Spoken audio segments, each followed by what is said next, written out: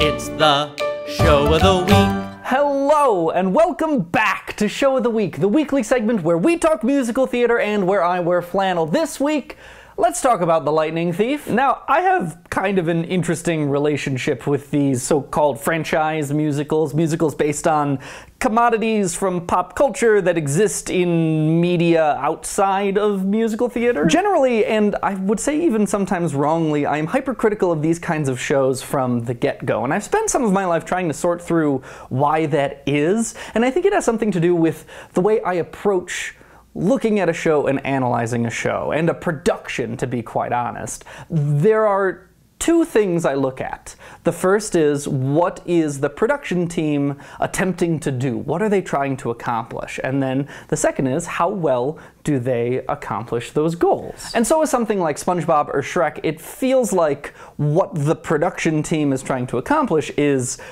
capitalize on this children's character to make some money. And I know that's variously true and untrue, but I think that's one of the things that turns me off to it. The Lightning Thief, on the other hand, reads to me like they're trying really hard to create a great theatrical experience for kids based on a novel they might know. And it just feels more wholesome, doesn't it? Anyway, enough about my inner machinations. Let's talk about the show. Now, I am far from a Lightning Thief fan? What is the demonym for Lightning Thief trash? Whatever that, I'm sure someone will let me know. I saw the movie when it came out and have been generally aware of the existence of the novels, but have never read them, but am fascinated by the story, or at least the bits and pieces I know of it. And it seems like, at least from what I've read on the internet, what I've seen from actual fans, that this musical is a pretty faithful adaptation of the beginning of the Lightning Thief saga. And that's hard to do when you transform so drastically, like from a book to a musical. To those who are keeping up with contemporary musical theater trends, the score will seem very familiar. It's got that same kind of pop rock flair to it that just about every new musical nowadays has, that probably started with Rent or Spring Awakening, and then we see again in Heathers and in Be More Chill, and now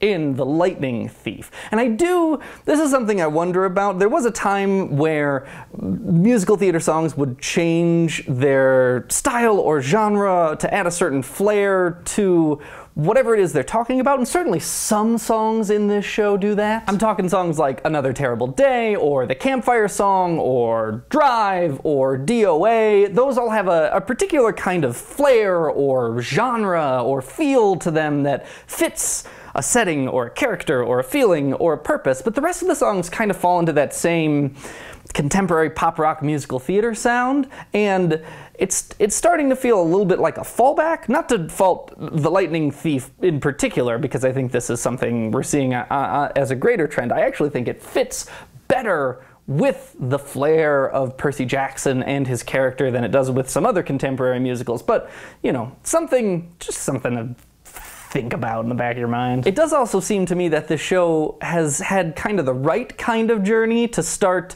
out of town and then in a very small way off Broadway. While this isn't a superhero musical and it isn't particularly an episodic saga, it has flavors of both of those things, and I think big budget and the ability for high production value is a real death knell for those kinds of shows, because then you get stuck in, you know, the Spider-Man-y style details of swinging from the rafters and don't get to focus on the story. And the fact that they have to look for creative solutions to represent these monsters and these pieces of magic and all these things from the get-go is really important. And it's easy to just, you know, think like, well, you know, production design is production design and stand separate from the score or the lyrics, but listen to the lyrics again and hear the number of times when someone exclaims like, oh, it's a sword, or oh my goodness, it's a monster, or what's that? It's a portal. And those are the things you have to do when you're using toilet paper and scaffolding and bed sheets and those sorts of things to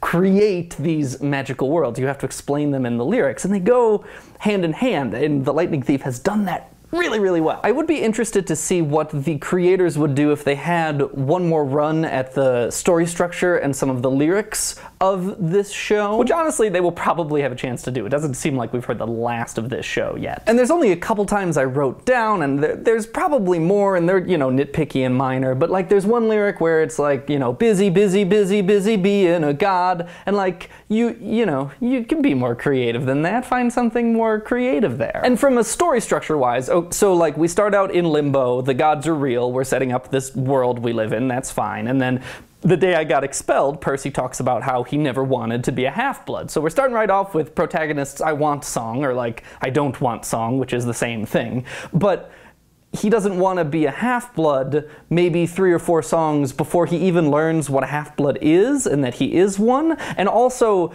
that song exists kind of halfway between direct address to the audience and him living in the world. You know, it's very like freeze frame and like, so, you're wondering how I got here. And I wonder if there's a better story way to get all that going while letting us live a little more in non-direct address Percy's shoes. Like, can he get through something like that about not wanting to be a half-blood without knowing what half-blood is? Or like, can his I Want song be more about being transferred between a bunch of schools and not fitting in, and then that is a pre-prize to I never wanted to be a half-blood that maybe comes later in the show? I don't know. It's this, these are the things I think about when, you know, I'm listening to musicals while I make dinner. Anyway, all of that to say, The Lightning Thief was better than I expected it to be. It's really good. It hit #1 in the iTunes soundtrack charts, which is where they put cast albums for at least a couple days, and certainly has quite the fan base on the internet, and you should go listen to it. That's all I got. I'll see you next week. 2 pieces of business for the end of the video. #1, if you have a suggestion for the show of the week, the best way to get that to me is to tweet it at me, @MusicalMash on Twitter, with the hashtag SOTW suggestions. If you use that hashtag, I'm more likely to see it. I get all sorts of suggestions all the time, but that hashtag puts them into a spreadsheet that I check out and then goes into my Spotify, and it's complicated. But use the hashtag, it's really helpful. #2, if you are an artist type or a graphic designer type, I am in the market. I'm looking for people to make some more posters and things for me. So, if that sounds like something you'd be interested in, send me an email, musicaltheatermash@gmail.com, and put the word posters in the subject line. Yeah, that's enough business for today. Spinny Chow!